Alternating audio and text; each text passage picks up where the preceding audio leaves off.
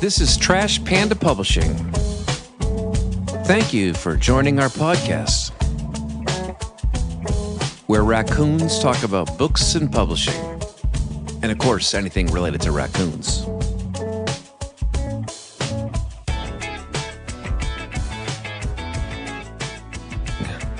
I'm David James, the host of Trash Panda Publishing. I'm so glad that you joined us for episode number 3. The first 2 episodes have had quite a following, more than 10 people, and I want to say maybe above 20. I have to check the stats, but it's been consistent, and actually got a couple of comments on episode number 2.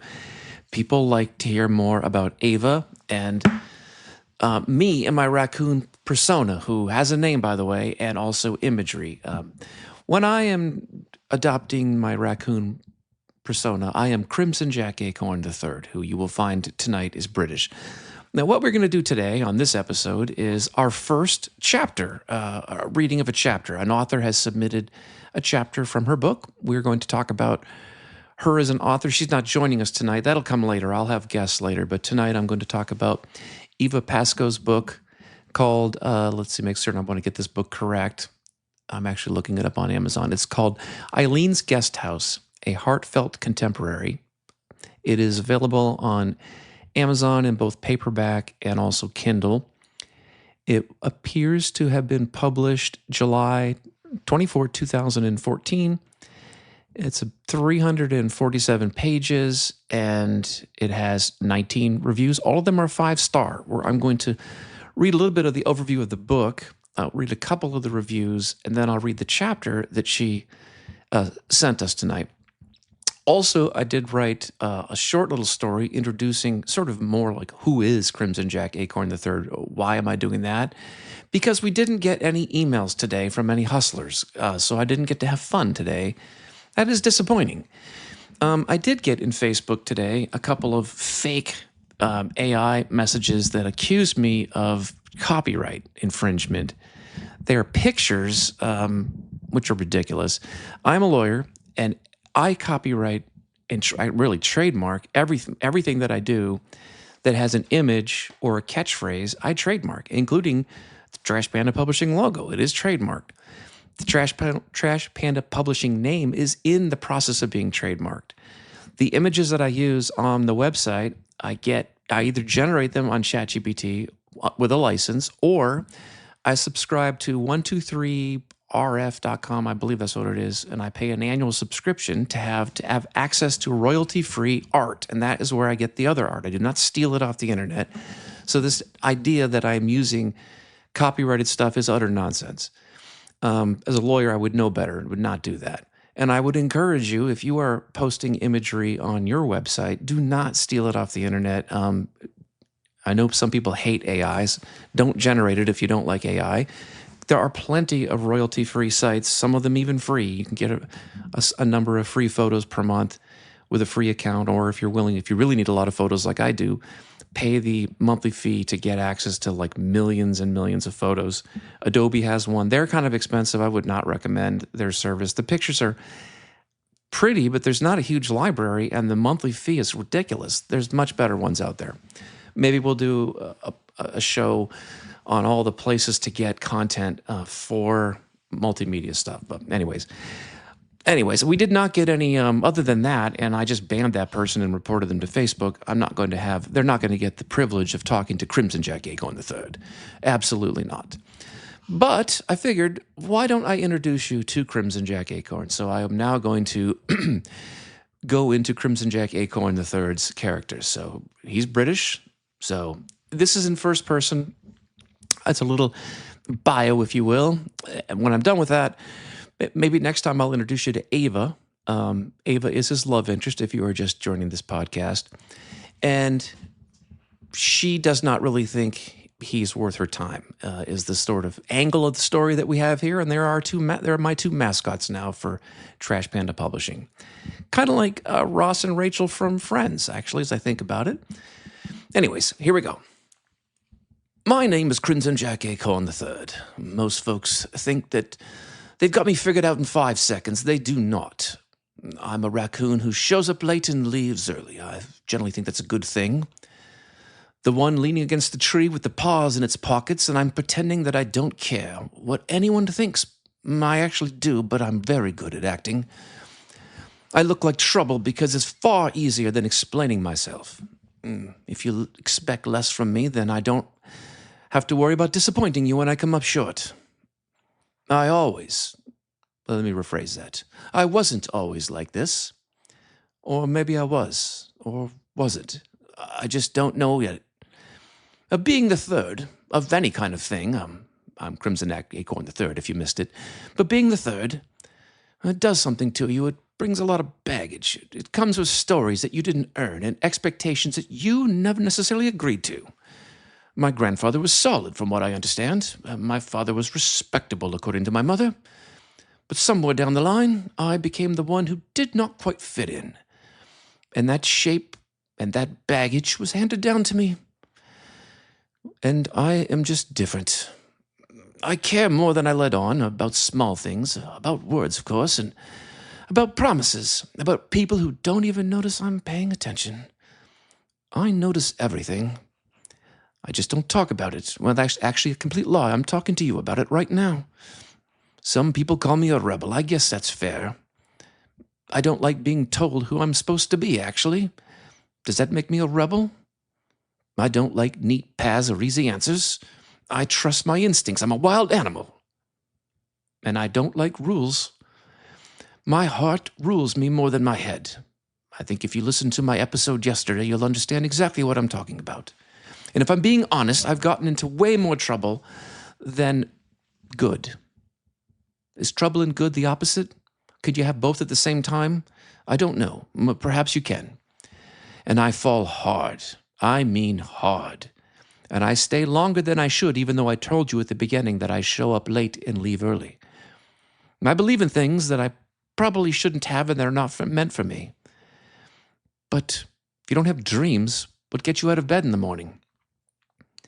But that's the part that no one else sees, unless I let them. And I'm loyal to a fault. And if I choose you, and if I choose you all the way, I'll stand in the background, I'll take the hit. I'll keep quiet if that's what it's needed. I don't need applause, although I like it. Who doesn't, actually? I just need to know that it mattered to you. I'll carry an acorn in my pocket, not for luck exactly, but to remember. Someday I'll tell you why. Not today. But that's who I am. I'm not the loudest. I'm definitely not the brightest. But I am the most, what's the word I want to use? Outlandish, I suppose, is a word. I'm just Crimson Jack Acorn the Third. Still trying to figure myself out. Still hoping that the world might one day look right past all the rough edges that are around me and see this beating heart inside. Well, honestly, I don't care about the world at all. I just care about one person, Ava Honeysuckle. But I'm not going to talk about her tonight because we have other things to do in this podcast and I'm getting the hook. So, Merry the Christmas to you. Well, that's Crimson Jack Acorn. Short little introduction there. Hope I wrote that this morning as I read it here. I don't know how good that was. Sometimes when you're a writer and you write things and you're trying to be poetic and mysterious, what I write down, and when I'm writing a book, I spend forever editing it. When you're writing something like this, it's the first draft, and that's what goes. Just reading some of these sentences, like, I'm as bad as loidaR@gmail.com yesterday. So happy, what was that phrase that she had? So happy that you responded, comma, the Christmas. Some of these sentences really weren't that bad. So Loida R, I apologize to you. I am not innocent either.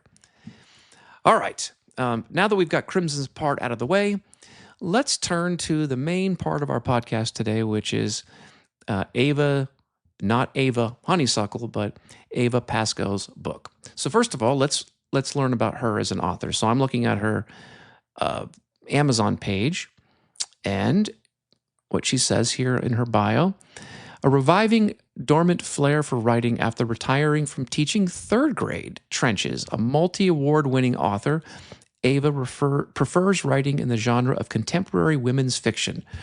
Her lit with grit, I love that phrase, lit with grit, is distinguished for its character-driven plots featuring female protagonists over 40, propelled by the nuances of their human condition.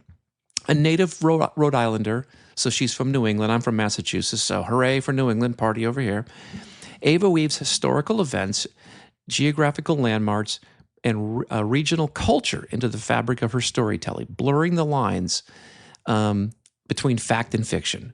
Well, this is quite interesting. So let's see how many books she has written here. So there's 7 titles listed on her Amazon page.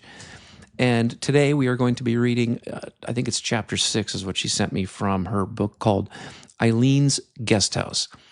So the summary on Amazon about what, if you're like reading the back of the book, this is what it says. The location is Charlestown, Rhode Island. I guess that's the location of where this story is taking place. On the front of the book is a beautiful capes with grass. There's a seagull sitting on the roof. And in the background is a beautiful blue sky and probably the Cape, or I guess the body of water that's south of Rhode Island. And if you probably looked further, you would see Long Island if you had binoculars. This is what it says.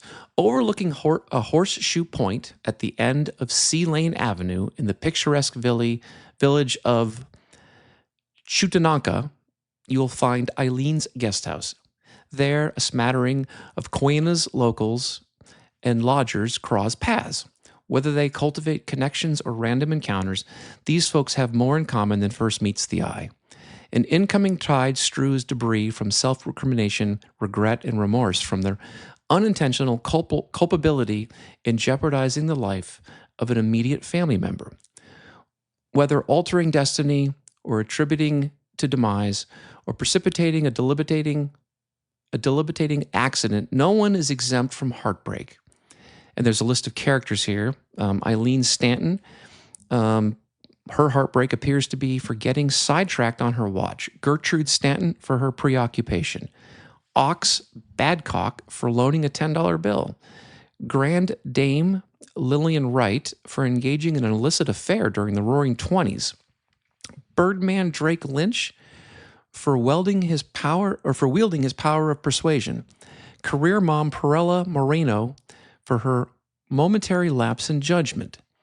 The Guesthouse provides a home away from home, for some a refuge for healing, and for others a retreat for cultivating hopes and dreams. For the invited reader of adult fiction, a portal for stepping into the 1970s in the close proximity to those who survive the ravages of guilt-racked conscience and struggle to find meaning in the suffering that they've caused. Welcome to Aileen's Guesthouse. Dinner is served at 6 p.m. or 6 o'clock sharp. This reminds me, just reading this, what I'm thinking of here is Fantasy Island. You might remember that TV show where people would get on a plane and you remember, the plane. You know, well, that's, some people only remember Tattoo. That was his name. But they would go to the island to either have a fantasy, but generally the people who went there had some sort of defect in their life. Either their marriage was falling apart or they had some problem and Mr. Rourke had to fix it. That's the first reaction I got from reading this overview here of looks like 6 characters that have baggage of some kind that is probably going to be dealt with / resolved, maybe. So that's what I guess would be on the back of the book. Let's read a couple of reviews before I read the chapter. So I'm just going to scroll through and randomly pick one here. Susan S. writes on January 11, she gives it 5 stars, headline, masterpiece. This is what she writes. This is one of those rare novels that I truly didn't want to finish. I've always thought highly of Pasco's fiction, but this one is truly my favorite. It wasn't only a heartfelt contemporary as subtitled, but a keen psychological study of the connections between love and guilt. Through third-person personal voice, Pasco deftly and distinctly breathes life into the portrayals of Aileen, her mother Grit, retired school marm Lillian Wright, and Birdman Drake Lynch, Aileen's boyfriend Ox, as well as one of the later guests, the deeply troubled Perella Moreno. Truly, is there anything sadder than the death of a child? Not only does this novel contain great descriptions of local New England charm and seaside ambience, it is also sometimes a nostalgic look back at American culture of the 1970s. It was roughly the same as Aileen, or I was roughly the same as Aileen in the 1970s and loved the many references to that period. Mob Squad, Teen Magazine, The Monkees, 8-track players, to name a few. It's a truly symphonic novel. Lighter parts, tender moments between mother and daughter, girlfriend and boyfriend are followed by darker passages of tragic loss. Pasco perfectly creates a rise and fall of tension as she weaves the common thread of connections made from guilty consciences. There's poetry in her word choice and an archaeological complexity in the book's development that turns this work into the most powerful read. My only disappointment after finishing it was I could not locate a link to the guest registration form. I'm not certain what that means, but what a great review. And I was going to read another review, but I think that is pretty solid. So let's actually read the chapter. Let me find the document that has the chapter. So Eva sent to me basically a little overview. I'll read the overview, so it sets the scene for the chapter. It says, oh, actually, we already read that. That's basically what's on the back of the book. So the end of chapter 6 is a segue to chapter 7. There's like a paragraph here. This is the setup. 13-year-old Aileen Stanton is minding Reed, her 3-year-old brother, in the backyard, which overlooks Horseshoe Point in Charlestown, Rhode Island. Reed is building sandcastles in his sandbox. Aileen is hanging laundry on a clothesline, peeking out from behind to check up on him. Their mother, Gert, am I saying that right? G-E-R-T, Gert, is in the throes of cleaning a guest room. Okay, so let's just reset that. Aileen is the main character, it appears. She's 13 years old. Her brother is 3 years old. His name is Reed. They are both in the backyard of their house. Aileen is hanging up the laundry. Reed is playing in the sandbox. And their mom is inside the house cleaning a guest bedroom. And this house is like a bed and breakfast is sort of what I'm envisioning here. All right, so that's the setup. And now I'm going to read the chapter as best I can. Beside him, to get his project underway, Reed leveraged the shovel and began scraping beach sand into a gigantic pile. Without going nautical on him, Aileen laid down the law before she walked away to hang the laundry. Intentionally diverting Reed's attention from his task at hand, she tilted his chin with her index finger, forcing him to look her in the eye. If you do need more water, call me. We'll go together like always. You are not to walk away to the point by yourself because it's too dangerous. Understand? He swatted her hand away. Yes, Aileen, now go. All right, make sure. Free and clear to accomplish what he set his heart to, Reed continued excavating in earnest, hoping to have something in the works to show his mommy when she came outside. On all fours, he maneuvered his shovel, dragging and pushing the sand into a king-size mountain. Delving into the top layer of the laundry basket, Aileen pulled out Mrs. Wright's bloomers and bras. She flung a week's worth over her shoulder, picking off one at a time to pin on the front line. She espied Reed digging a volcanic crater into the peak of his mountain. Looking pleased with himself, he used a cup for scooping water from one of his pails and slowly poured its contents inside the opening. He crouched forward, watching the water drain into the sand. When Aileen reached the end of her line, she observed Reed tipping his pail and emptying its till into the thirsty crater. Now towing the laundry basket further back and transferring its clothesline bag to the second line behind the first, she progressed with probing the basket to gather several face claws. And from behind the scene, she checked out Reed jumping up and down the mound to pack it all down. She soon advanced to string along blouses and slacks and hand towels and bath towels. Before moving on to the third line for hanging pillowcases and bed sheets, Aileen caught sight of her brother getting ready to build his towers. An epic production, he lined up 4 of his mid-sized pails, pouring cups of water into each. As Aileen stood behind the third stronghold, struggling to drape a fitted sheet over the line, Reed was no longer in view. At the stage of shoveling dry sand into each pail, he could see there wasn't enough water left in his feeder to get the right mixing consistency. Bummer, he said to himself, froze in place because of his sister's stern talking to. He called for backup on the double. Aileen! Aileen! Getting no reaction from her, he shouted at the top of his lungs, holding on to the second syllable for as long as he could. Aileen! Feeling like the big bad wolf who huffed and puffed on the third little pig's brick house until blue in the face, Reed simmered down to catch his breath. During Reed's momentary lapse to get his wind back, he took in the scenery. The sight of his sister's antics from behind the enemy line tickled his funny bone. He shook with laughter as the headless creature whose feet and fingers were the only body parts visible to him in the back of the sheet, which shielded them from each other. And in the space below the mainsail, Eileen's feet danced on tiptoes, and at the top of the line her fingers groped along the fold as she struggled to pinch clothespins in place.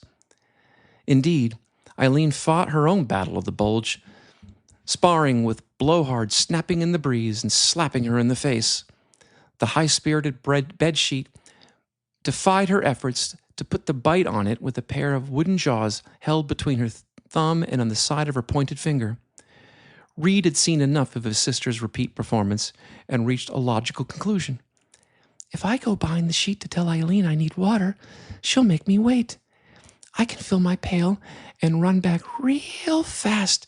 She won't even notice. Snickering at the thrill of pulling a fast one on his sister, the little stinker snatched up his pail and scrambled to his feet. He chanted all the way along the gangplank to his destiny. Reed went all by himself to fetch a pail of water. In the wake of swishing a dusting cloth and pulling off a week-old bed linens and putting on fresh set, Gert pushed a vacuum over the area rug in the center of the room. About to finish tidying up Mr. Lynch's crash pad, she had little over 15 minutes to spare for fulfilling her promise to Aileen. The aura of smugness enveloped her in a fool's false bravado. Coinciding with her mom's cushion of time, Reed swaggered to the point under the delusion of invincibility. Stepping into the small water up to his ankles, he stooped to fill up his pail. His compromising position put him in harm's way, and before Reed knew what hit him, a rip current snatched his pail away and laid claim to a hapless victim. He shrieked in fright. In the throes of getting sucked from the shore at a speed of 8 feet per second, he thrashed his arms around in an all-out effort to keep his head above the rip. About a half cup of salt water entered his airway, closing it. The lack of oxygen rendered him unconscious, and the sea water filled his lungs, and within 20 seconds he went limp. Along for the ride, the rip current carried Reed 15 yards away from the circling back with him to the beach in the span of 3 minutes.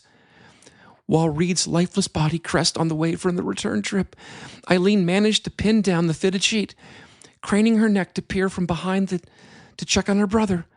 But not finding him at his outpost, her stomach knotted in fear. She came around and stationed herself by Reed's excavation site and noticed 3 towers at the tipping point instead of the usual 4. A palpable sense of dread pretended on the end of an easygoing life she cherished. Surveying the immediate surroundings in search of Vince, she trembled. And that is where our chapter ends. I can sense the tension building, and I wonder what the next chapter brings for us. I'm sensing they will probably have a dramatic rush to find Reed. But thank you very much, Eva, for sending us your chapter. And I suggest you all go check out her book on Amazon and hear how the story ends. Have a great night and happy, merry the Christmas.